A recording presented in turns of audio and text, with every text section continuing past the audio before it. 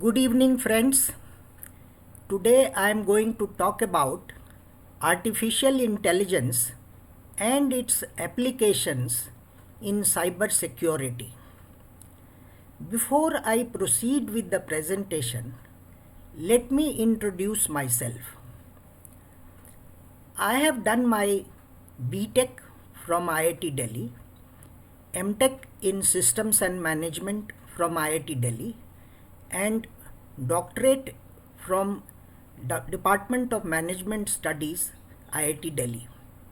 Besides my qualifications in technology and management, I have also done my LLB from Delhi University and LLM Master of Laws from National University of Singapore.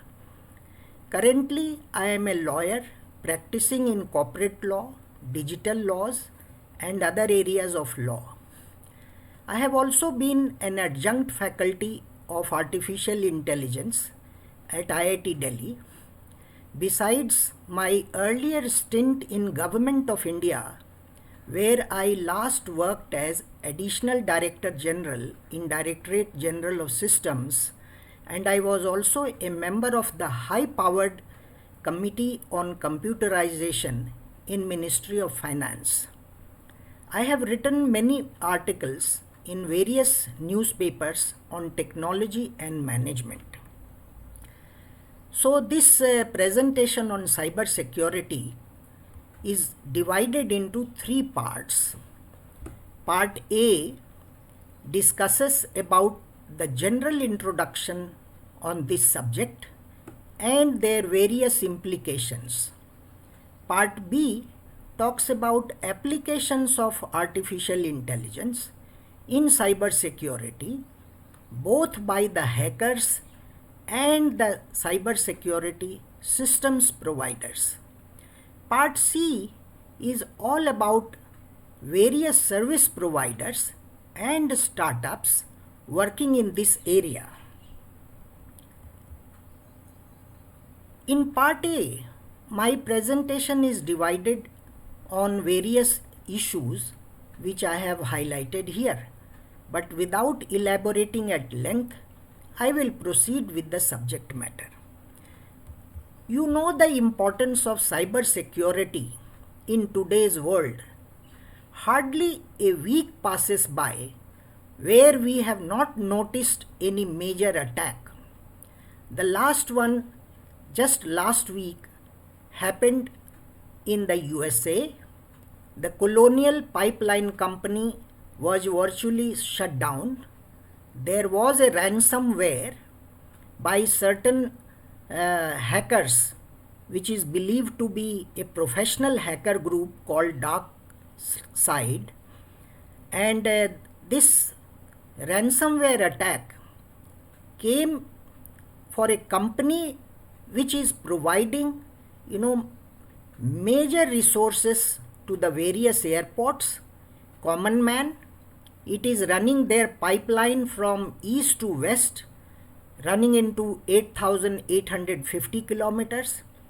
Finally, the company caved in and had to pay a ransom of $5 million to get release of their data systems, which were encrypted by the ransomware hackers. Just before that, we had another major attack in SolarWinds in the USA. Again, here this attack was much more diversified. Various government departments of the US government, US Treasury, Defense, Justice, Commerce, Department of Homeland Security, besides other private companies were affected. In this case, a group known as APT29, linked to Russia's Foreign Intelligence Organization, they inserted a malicious code into SolarWinds software sometimes in March 2020. Hackers used a spyware implanted via the IT management and security platform Orion, which is one of the top selling products of SolarWinds. This time, very highly secret emails with corporate and government secrets, besides the source code of Microsoft software and similar other material, were compromised. The FireEye detected the cyber attack, and finally steps were taken to overhaul the system. In India, we have seen, compared to the last year 2020, the cyber attacks have risen by 3 times. On an average, more than 3,000 cyber security related issues have been reported every day in 2020.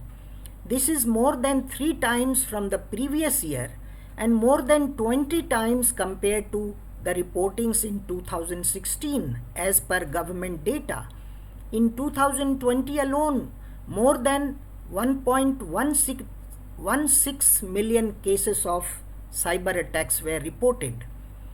As you know, our entire life today is governed by the digital framework.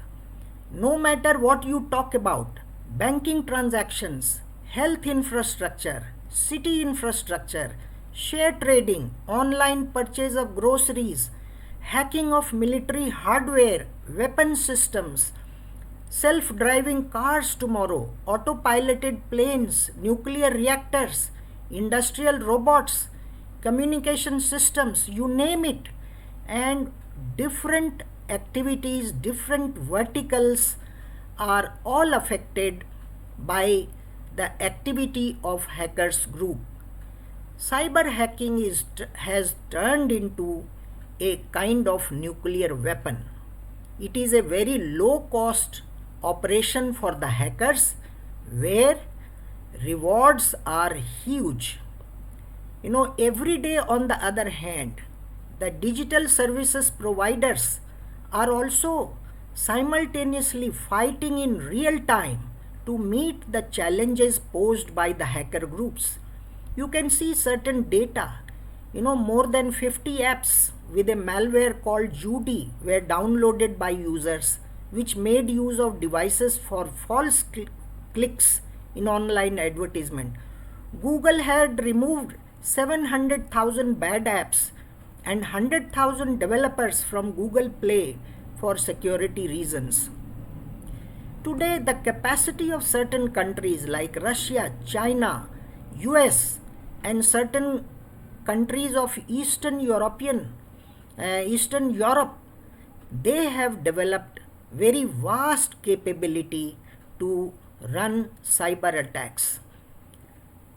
Of course, there are certain fringe groups which are beyond control of nation states, and they are taking advantage of this new weapon.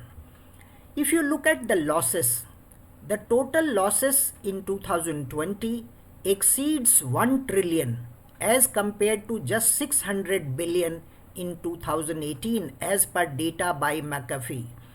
You can see here how this number of records compromised has been rising over the years from 2005 to 2020.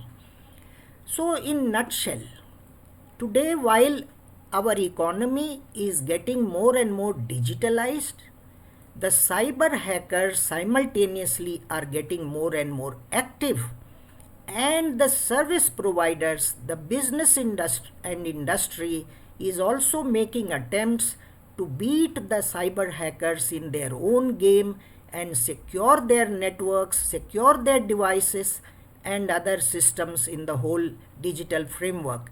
You can see here, not a single vertical of our lives, of our industry is untouched from the digital framework.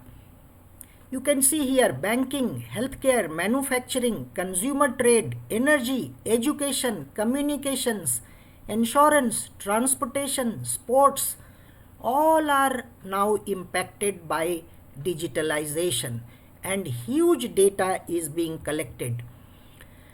This data collection is the first step in any digital framework and the job of the service providers begins from here. So is the activity of hackers, which also begins from this stage. You can see the big data sources, media, cloud, web, internet of things, databases, social network profiles, social influencers, data warehouse appliances, network and in-stream monitoring technologies. Huge sources of data is now available for data collection, and you can see there is an arms race for data collection. The total data collected by the dawn of 2020 was 44 zettabytes, and it is expected that by 2025 the amount of data generated each day is expected to reach 463 hexabytes. Google, Facebook, Microsoft, Amazon, all the big tech players of the USA, and similarly Alibaba, Tencent, JD.com of China, and other players in various other countries, they are collecting huge amount of data. Similarly, devices. The devices are multiplying, and by 2030, it is expected that 9 out of 10 people of age 6 and above would be digitally active. So you can see the arms race for data collection, and this is natural as we progress on in the digital economy. This is a graphical representation of data being collected. You can see in 2021, as per the statistics provided by Statista, our total data collection would be to the tune of 74 zettabyte. And as we have more resources in the form of data in hand, the cybersecurity framework has also to become stronger as the risks have increased. So whether you are using software besides the data and SaaS services, Internet of Things, and the cloud services, all are under the supervision of the hackers. They are making efforts all the time to make intrusions and get access to that data and networks. So this cybersecurity framework has to be robust in the digital economy. The intensity of risk, of course, varies from the industry to industry. As you can see here, the highest risk is for the security industry and automotive industry, and the lowest risk is for retail and transport network. So, how this cyber attack is happening? Basically, when we come to artificial intelligence, now the attacks have become much more powerful. It's AI versus AI, whereas cyber hackers are using artificial intelligence. The service providers are also using artificial intelligence to stop their activity, identify their activity, and catch them. So this battle of AI versus AI between the hackers and defenders has begun on a very huge scale. This attack obviously leads to various kinds of losses, and there are various groups who are trying to extract money, do a damage to business or reputation, sneak into sensitive information, and if they fail in their objective, they threaten to release the data on dark web and release it in public domain, which causes great reputational loss to the businesses. And these hacker groups can be varied from individual level to they can be a disgruntled employee who has worked with the company in the past. It can be a case of industrial espionage, hackers, script kiddies, crackers, cyber criminals, hacktivists, cyber mercenaries, cyber jihadis, non-state actors, hostile states. So these hacker groups are classified into many categories. Some of the famous ones, APT41 hacking group, which is called as Barium. They basically wanted to steal source code, customer data, and valuable business information from businesses in the US, Australia, Brazil, Hong Kong, South Korea, and many other countries. Darktrace had identified through their AI system and investigated a nation state attack in 2020, 2 weeks before it was publicly attributed to one Chinese cyber espionage group, APT41. Next, we come to various types of cyber attacks. As you are familiar with, one is a malware which is inserted in the code. So this is a malicious software such as ransomware designed to damage or control a computer system. Then phishing. Phishing is a fake official email link to fake websites where victims are asked to log in, giving up their passwords. In the normal course, you would not have done it, but the victim believes that it is coming from a genuine source. Then man-in-the-middle attacks. Hackers insert themselves between your computer and the web server. Then domain name system. Then cross-site scripting, where a malicious code is injected into a website which targets the visitor's browser. You have DDoS, where distributed denial of service attack, where a network of computers overload a server with data and shut it down. And lastly, SQL injection attack. It corrupts the data to make a server divulge data such as for credit card information, usernames, or passwords. This is explained in text form, what I have just read out. Then there is a concept of ethical hacking. This is permissible. Now various groups, they basically engage in testing and bring on board certain groups, students, or those having interest in cyber security to test their devices, test their networks, to test their computer systems and find out vulnerabilities before they have been exposed to the actual hackers. There are certified courses in ethical hacking. There have been many cases of very important cyber attacks by various government agencies, US, Russia, China, Iran, North Korea.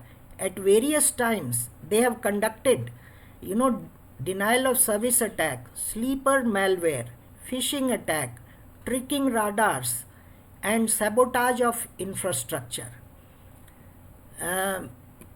Obviously, this is the new form of warfare in the cyber domain. And while we discussed about two great recent examples of Colonial Pipe Company and SolarWinds, there is no dearth of other important cases. After the pandemic, hackers have made attempts against vaccine makers. They are conducting attacks through various devices and routers in work from home. Web domains and servers used by attackers show the campaign originated from North Korea in the case of attack against vaccine makers. Fake tweets about bitcoins, fake use of Twitter accounts of great personalities like Barack Obama, Jeff Bezos, Elon Musk. There has been a case of Baltimore city hostage. The whole computer system of the city government was brought down and the hackers had demanded a ransom of 100,000 through Bitcoin. In various retail groups, Home Depot, Target, Saks Fifth Avenue, Lord and Taylor, TaskRabbit have been attacked in the past by the hackers. Similarly, there has been attack against the financial services where data of more than 100 million of customers and their credit card applications were stealed, and this was a case of a former Amazon Web Services employee conducting this operation. And of course, online retail services are subject to fraudulent placement of orders, fraudulent payments, and various other kinds of undesirable activities. The cyber attack is so powerful that even the meeting between army generals and political leaders can be geolocated and everything can be tracked. There have been cases of attack on the digital dental records. Wisconsin companies that provide online B2B services to dentists.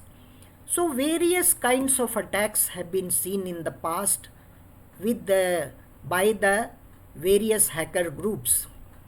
Now the attack has moved to the cyber warfare.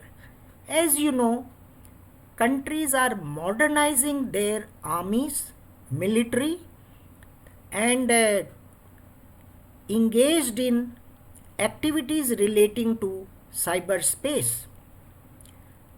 The space forces are being weaponized. US has set up a special space force. China already had it. Russia also had it. Now the whole system of warfare is moving to space, and everything depends on data. You can imagine the scale of devastation if the military hardware is taken in command by the enemy country or by certain undesirable elements. As I said, the hardware on the ground is being digitalized. You can see here the picture of a Black Knight unmanned combat vehicle, laser weapon systems, the submarines, the tanks, and other military hardware. They are all getting digitalized, and therefore their exposure to the hackers has increased. This is the modernization of the war machinery by the US government. All other major governments like Russia, China, and India are already doing modernization of their military fleet. So we come to this last catchphrase, the message of this presentation. The cybersecurity, the trust anchor of our digital society, and the road to digitalization leads through a robust security system. Now that security system must cover all our networks, all our databases, endpoints, mobile apps, virtual private networks, servers, storage, middleware, and most importantly, cloud. Unless all these resources are properly safeguarded, the trust of the users will not come in. Even a solitary attack brings down the confidence of the users in the digital framework. So therefore, the last point is that the market for cybersecurity is growing. If you look at this data, look at the billions of dollars. From 2017, it has jumped from 137.63 billion, likely to increase to 248.26 billion by 2023. It was already more than touching about $200 billion in 2020.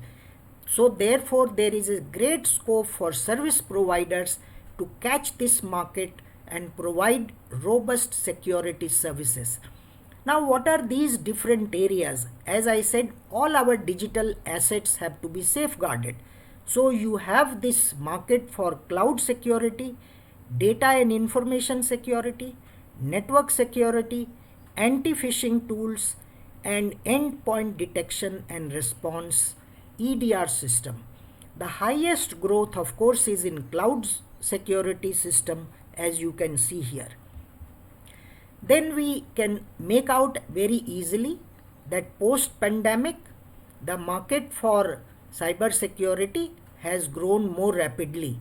The CAGR is close to 12% from the previous year, and CAGR for fraud detection and prevention market is at the rate of 28.4%. So there is a great scope for the service providers to cater to this market. Now this is the end of the presentation of part A.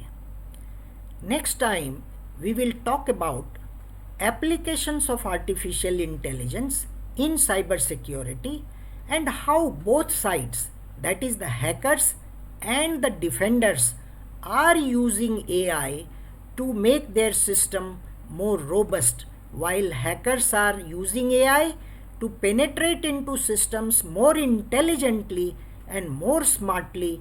The service providers are also using AI to provide more robust cybersecurity services. In the third part at the end, we will talk about who are those service providers and what are those startups which are providing innovative services in cybersecurity space. With this, I come to the end of my presentation. I have written a book on artificial intelligence, Reshaping Life and Business, and earlier I was a co-author of Government Online, published by McGraw-Hill.